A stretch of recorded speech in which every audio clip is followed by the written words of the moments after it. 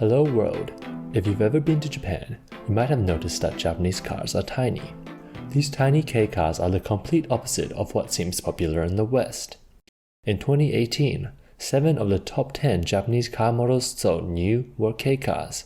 You might have even seen these tiny Japanese cars on the road in your country. But why do these tiny Japanese cars exist, and why are they so popular? Is it because Japanese households are smaller? Is it because the streets are narrower?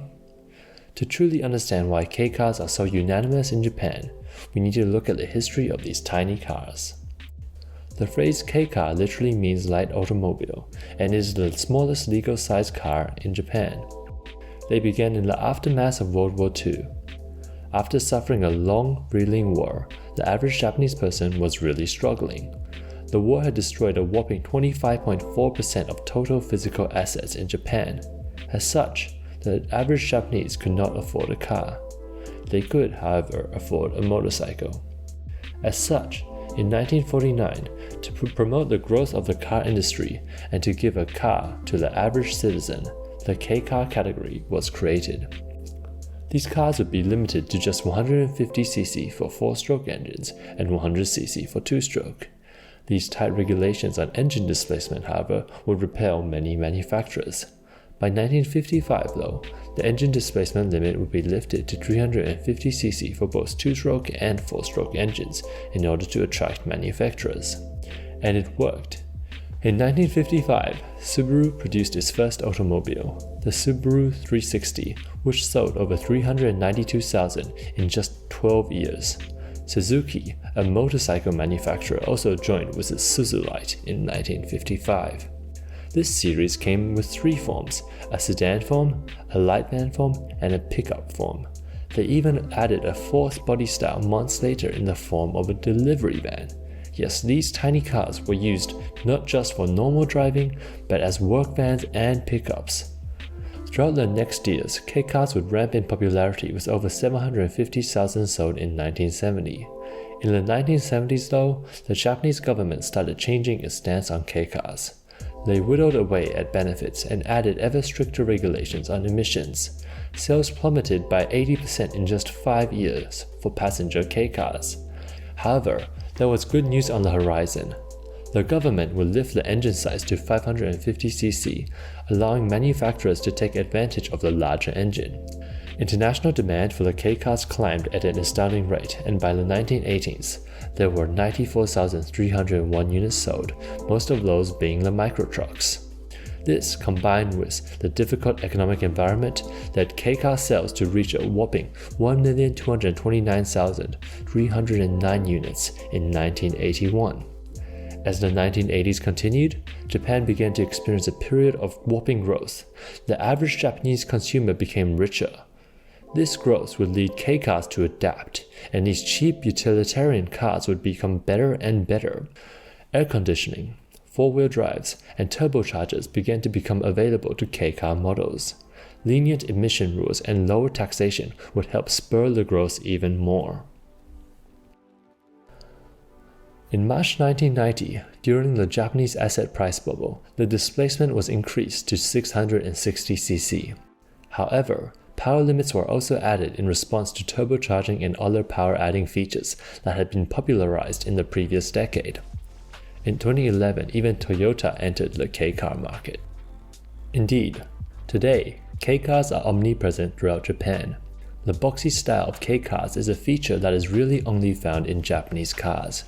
Even non-K cars have been influenced by the K-car look, such as this taxi, produced in Japan. But why does Japan still cling to the K cars? Are they a remnant of a poorer past, just waiting to disappear? Well, I personally have compiled a few reasons why the K car is still here today.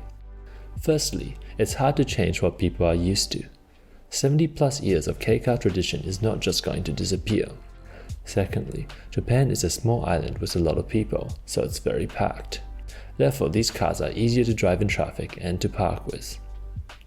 Thirdly, Japanese people are used to making do with less spaces. Their houses are smaller than your typical American, Canadian, or Western houses, so small car isn't a big deal. No bigger is better here.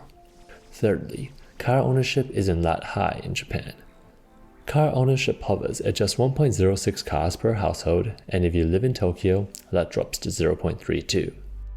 Compare that to my country, Australia, which has a whopping 2.05 cars per household.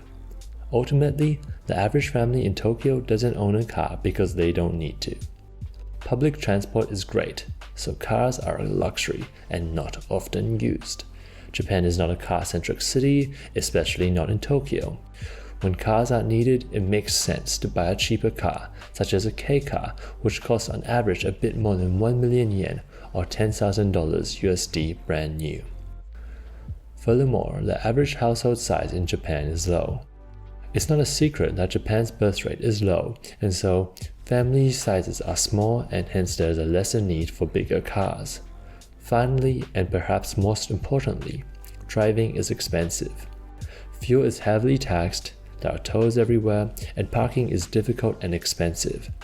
As such, K-cars are the perfect car for this environment, as they enjoy good fuel economy, cheaper insurance costs, as well as tax incentives on sale-priced gasoline and car tax. However, the dominance of K-cars is once again slowing down as the Japanese government has been reducing the tax benefits of K-cars. In 2013, after the government announced it was increasing K-car sale tax by 50%, K-car sales dropped by a record 40%. Despite this, K-cars still consisted of over 1/3 of all cars sold in the 2016 financial year. Today, K-cars still benefit from cheaper operating costs. The vehicle excise tax is just 2% of the purchase price, compared to 3% for a regular car. There are also weight taxes in Japan, which K-cars benefit from due to its lighter weight. There's even road tax based on engine displacement, which K-cars once again benefit from. Ultimately, despite the reduced incentives, still today, the K-car holds a whopping 1/3 of market share, with the leading brand Daihatsu having sold 538,970 units in 2022. The Corolla may be the worldwide all-time best-selling car. However, at least for the foreseeable future, the humble little K-car will be Japan's car.